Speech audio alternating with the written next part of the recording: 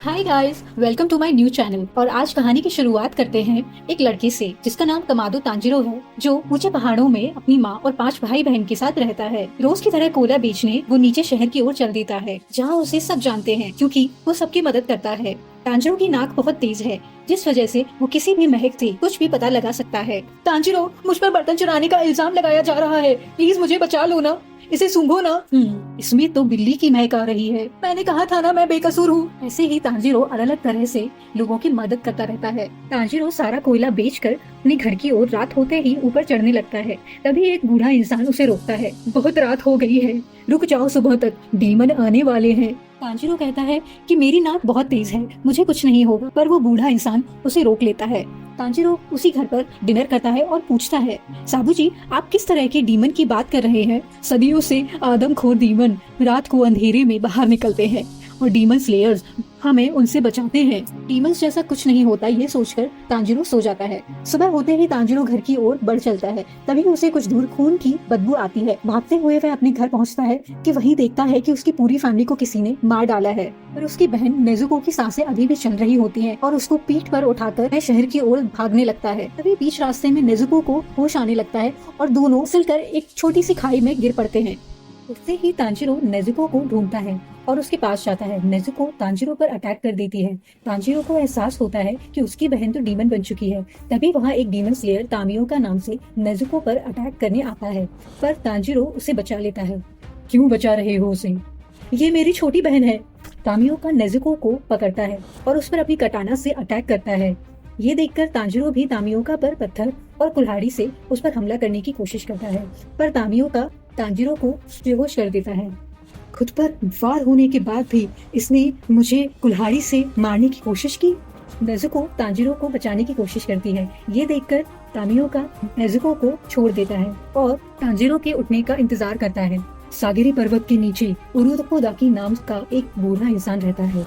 कहना मैंने तुम्हें भेजा है और अपनी बहन को सूरज की रोशनी से बचा कर रखना।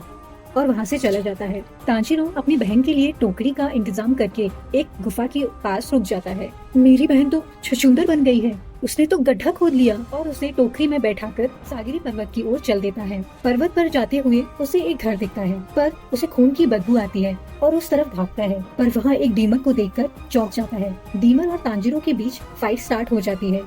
कुल्हाड़ी बहुत खून, पर मेरा घाव पल भर में भर जाता है। तभी नेजुको अपनी एक ही वार से उस डीमन का सर धड़ से अलग कर देती है। ये देखकर तांजिरो चौंक जाता है। आधा डीमन नेजुको पर अटैक करने लगता है और डीमन का सर तांजिरो पर। तांजिरो कुल्हाड़ी से डीमन के सर को रोकता है और खुद के मजबूत सर से डीमन पर हमला करता है और पेड़ पर फंसा देता है। तांजिरो नेजुको को बचाते हुए आधे डीमन के शरीर को लेकर खाई में कूद पड़ता है, पर नेजुको बचा लेती है। तभी उरोकादाकी वहाँ आता है और तांजिरो को उस डीमन को खत्म करने को कहता है, पर तांजिरो से डीमन के लिए हमदर्दी की महक आ रही होती है और तांजिरो उस डीमन को नहीं मार पाता है। पर जैसे ही सुबह होते ही सूरज की रोशनी उस डीमन पर पड़ती है तो वो जलकर खत्म हो जाता है। तांजिरो नेजुको को सही सलामत देखकर खुश हो जाता है।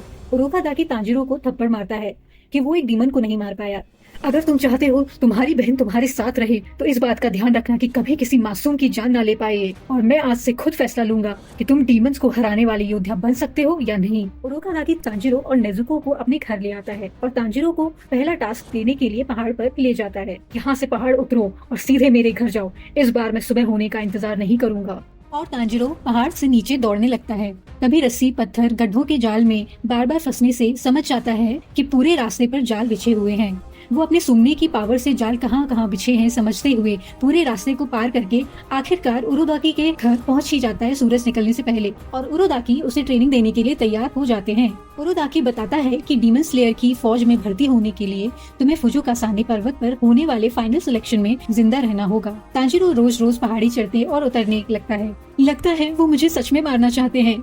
वो रोज कटाना को चलाने की ट्रेनिंग करता जब तक उसके हाथ टूट ना जाए। अब 500 बार और उसे पानी में भी ट्रेनिंग दी जाती है। नेजुको, मैं पानी हूँ। यहाँ तांजिरो की ट्रेनिंग जारी रहती है, पर वहाँ नेजुको 6 महीने से बेहोश पड़ी हुई है।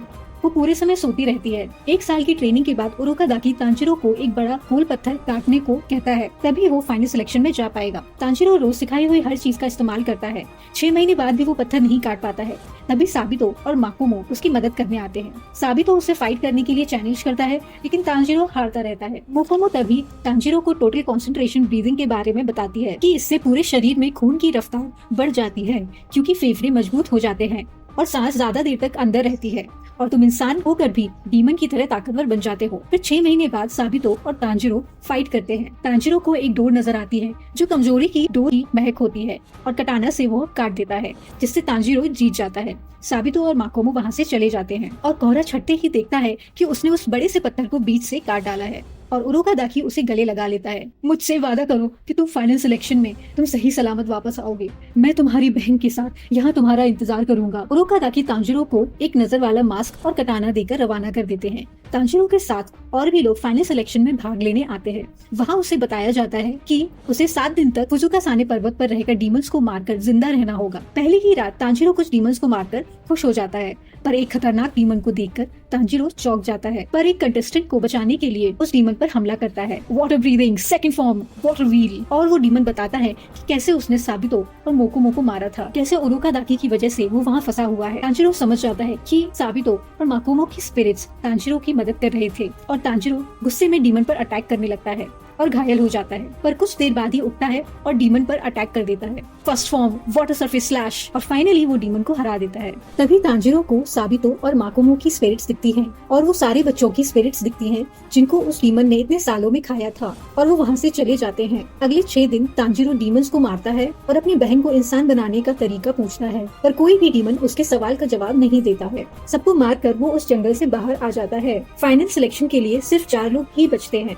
तांजिरो के साथ सबको एक एक कासुबई कौवा दिया जाता है जो मैसेजेस पहुंचाने के लिए यूज में आते हैं। कौवा, ये तो स्पैरो है ना? तभी एक कंटेस्टेंट होस्ट के बाल पकड़ता है। मुझे किसी कौवे की जरूरत नहीं है, मुझे कटाना चाहिए, रंग बदलने वाली कटाना। तभी तांजिरो उसे बचा लेता है और उन लोगों को लोहा चुनने को कहती है जिससे उनकी कटाना बनाई जाएगी। तांजिरो अपने सूंघने की पावर से एक लोहा चुन लेता है और वो वापस उरुदाकी के घर चल देता है। तभी नेजुको को बाहर होश में देखकर तांजिरो चौंक जाता है और नेजुको दौड़कर उसे गले लगा लेती है और तांजिरो रोने लगता है। उरुदाकी भी चौंक जाता है और दोनों को गले लगा लेता है। उरुदाकी तांजिरो को बताता है कि डीमंस ब्लड डीमन आर्ट का यूज करते हैं और उन डीमंस को जादुई डीमन कहते हैं और आज के बाद तुम्हें शायद ऐसे ही डीमंस मिलेंगे। 15 दिन बाद एक आदमी तांजिरो को उसकी कटाना देने आता है। ये निचिरन कटाना है और इसे मैंने खुद बनाया है। वो तांजिरो को कटाना निकालने को कहता है। निचिरन कटाना को रंग बदलने वाली कटाना भी कहते हैं। तांजिरो कटाना निकालता है और वो काली होने लगती है। काला? मैं चमत्कार लाल रंग की कटाना को देखने की उम्मीद लगाया बैठा था। तभी तांजिरो का कासुगाई कौवा उसका पहला मिशन लेके आता है। उत्तर पश्चिम की ओर रवाना हो जाओ, वहाँ पर डीमन लड़कियों को गायब कर रहा है। अगले ही दिन तांजिरो अपनी यूनिफॉर्म पहनकर तैयार हो जाता है और उरुदाकी नेजुको के लिए एक स्पेशल बॉक्स बनाकर देता है और तांजिरो वहाँ से शहर की ओर चल देता है। तांजिरो पहाड़ों के पास बने एक शहर पहुँचता है और वहाँ उसे काजुमी मिलता है। काजुमी की साथी लड़की भी गायब हो चुकी होती है। तांजिरो काजुमी के पास जाता है और उससे पूछताछ करने लगता है। तांजिरो अपनी सूंघने की पावर से काजुमी की मदद करने लगता है। रात होते ही तांजिरो को डीमन की महक आने लगती है, क्योंकि एक डीमन एक लड़की को गायब कर रहा होता है और वो महक जमीन से और भी ज्यादा आने लगती है।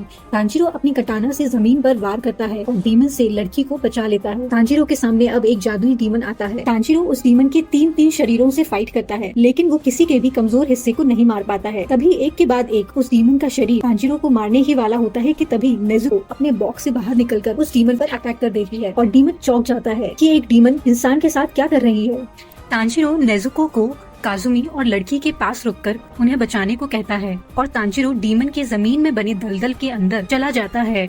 नीचे जाते ही उसे गायब हुई लड़कियों के कपड़े दिखते हैं जिन्हें वो डीमंस मार चुके होते हैं। तांजिरो उन डीमंस पर दलदल में अटैक करता है और 2 डीमंस को वही दलदल में खत्म कर देता है और ऊपर नेजुको दूसरे डीमन से लड़ रही होती है। डीमन नेजुको को चोट पहुंचा देता है और तभी तांजिरो उस डीमन के हाथ काट डालता है। तांजिरो उस डीमन से मुजान के बारे में पूछता है जिस डीमन ने उसकी फैमिली को मारा था, पर वो डीमन कुछ नहीं बता पाता है क्योंकि डीमंस मुजान के बारे में नहीं बता सकते। अगर वो बताएंगे तो वो मारे जाएंगे। मैं कुछ नहीं बता सकता। और जैसे ही उस डीमन के हाथ वापस आते हैं वो फिर से तांजिरो पर अटैक करता है और तांजिरो उस डीमन को वहीं मार डालता है। नेजुको अपने घाव भरने के लिए फिर सो जाती है। और वो दोनों वहाँ से चले जाते हैं और वहाँ उसका तासुगाई कौआ आता है। अगली मंजिल है टोक्यो का सकुसा, वहाँ डीमंस छुपे हुए हैं, तो जाओ अभी जाओ। शहर पहुँचते ही तांजीरो रात में इतना उजाला देखकर चौंक जाता है। वहाँ की ऊंची इमारतें, वहाँ की ट्रेन, वहाँ की भीड़, यह सब देखकर तांजीरो चौंक जाता है। कैसे भी उस भीड़ से बाहर निकलकर एक नूडल्स की शॉप पर रुकता है। तभी तांजीरो को वही सेम महक आती है जो उसके घर में थी जब उसकी फैमिली का मर्डर हुआ था। तांजीरो जल्दी ही उस महक का पीछा करता है और पीछा करते करते एक भीड़ में पहुंचता है जहाँ किमुत्सुजी मुजान और उसकी फैमिली को देखकर तांजीरो चौंक जाता है। तांजीरो के कुछ करने से पहले ही मुजान एक राह चलते आदमी को खरोच देता है और वो पल भर में डीमन बन जाता है और वह अपनी वाइफ पर अटैक कर देता है। तांजीरो फौरन उस आदमी का मुंह अपने कपड़े से बंद कर देता है ताकि वो किसी को भी काट ना पाए। किमुत्सुजी मुजान, मैं तुम्हें नहीं छोड़ूंगा।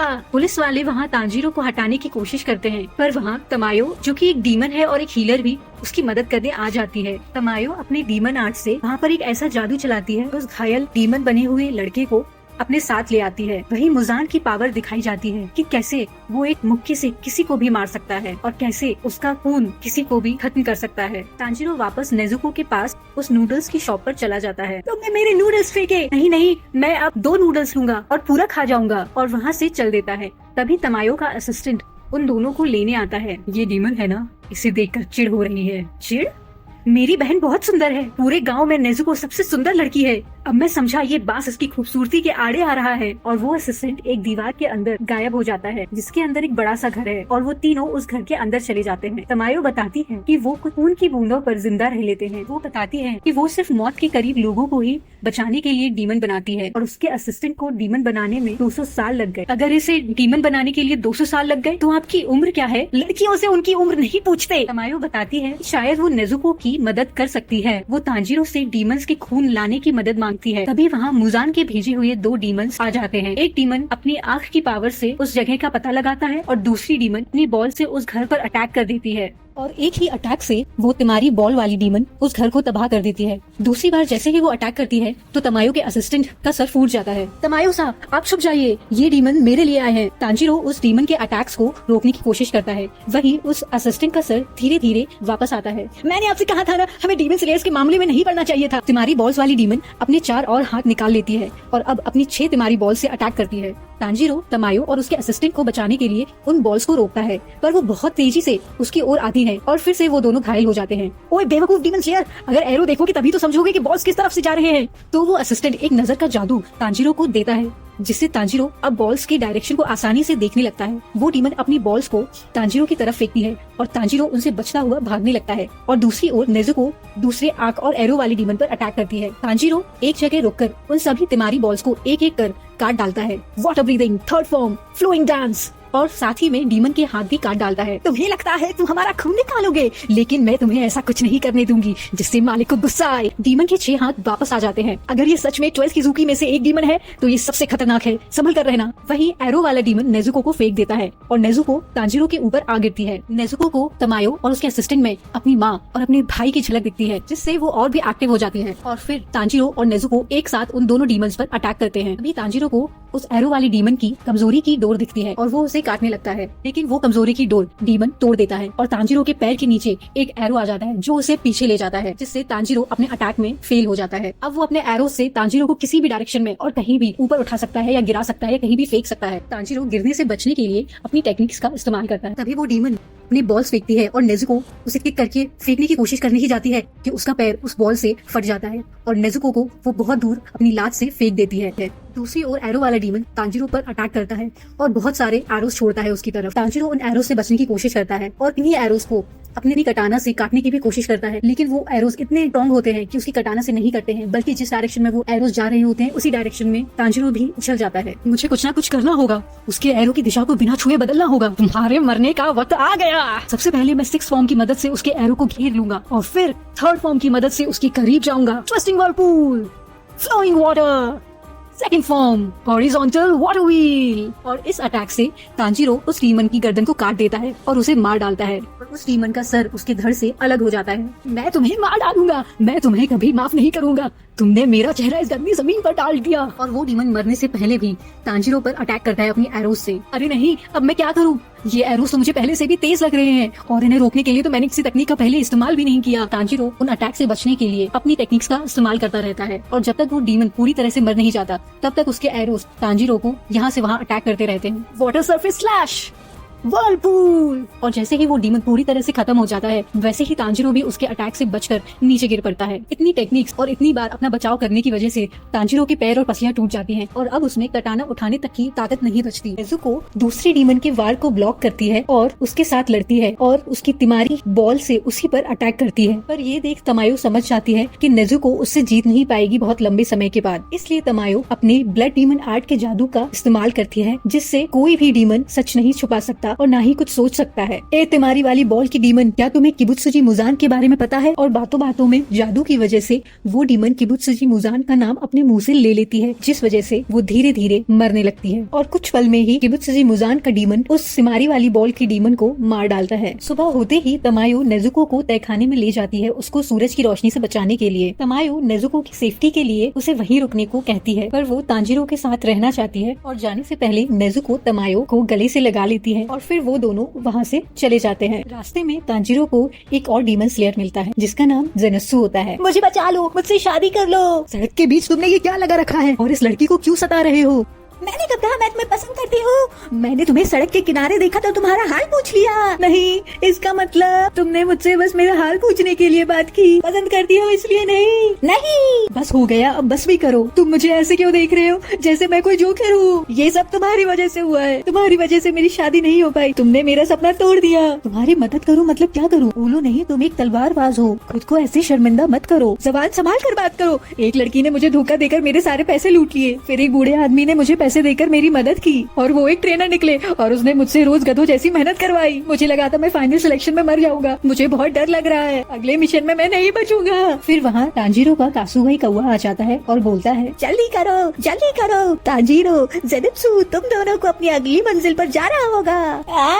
कौवा बात कैसे कर रहा है? फिर वो दोनों जंगल की ओर चल देते हैं जहाँ उन्हें जंगल के बीचों बीच एक घर दिखता है जहाँ से खून की महक आ रही होती है। उस घर के बाहर उन दोनों को दो डरे हुए बच्चे दिखते हैं। तांजीरो उन दोनों बच्चों से पूछता है कि वहाँ क्या हुआ है, तो वो बच्चे बताते हैं कि एक डीमन उनके बड़े भाई को उठाकर ले गया है उस घर में और ये घर डीमन का है। तांजीरो कहता है कि वो उनके भाई को उस डीमन से बचाकर जरूर लाएगा और वो उस घर के अंदर जाने का तय करता है। ज़ेनात्सु चलो चलते हैं। उस घर से आ रही सुजुमी डमरू की आवाज से ज़ेनात्सु बहुत डर जाता है और घर के अंदर जाने से मना करता है और वहीं खड़े खड़े जम जाता है। ये देखकर तांजीरो गुस्से में अंदर जाने लगता है। तुम ऐसे मुंह फेर कर नहीं जा सकते, मैं तुम्हारे साथ चल रहा हूँ। सुनो, अब मान भी जाओ। उन दो छोटे बच्चों की हिफाजत के लिए तांजीरो अपना बॉक्स उनके पास छोड़ जाता है और घर के अंदर चला जाता है। अंदर जाते ही ज़ेनात्सु बहुत डरा हुआ होता है। तांजीरो मुझे बचा लोगे ना? मुझे अकेला तो नहीं छोड़ोगे ना? तभी वो दोनों छोटे बच्चे उस घर के अंदर आ जाते हैं और कहते हैं कि उस बॉक्स से कुछ अजीब आवाज आ रही है। तांजीरो ने बताता है कि वो बक्सा उसे जान से भी ज्यादा प्यारा है और वो उन दोनों की जरूर हिफाजत करता। तांजीरो के कुछ करने से पहले ही वहाँ सुजुमी डमरू की आवाज आने लगती है और हर डमरू की आवाज पर एक एक कमरा बदलने लगता है और तांजीरो और लड़की अलग हो जाते हैं और दूसरी ओर ज़ेनात्सु और वो लड़का अलग हो जाते हैं। अब मुझे यहाँ कौन बचाएगा?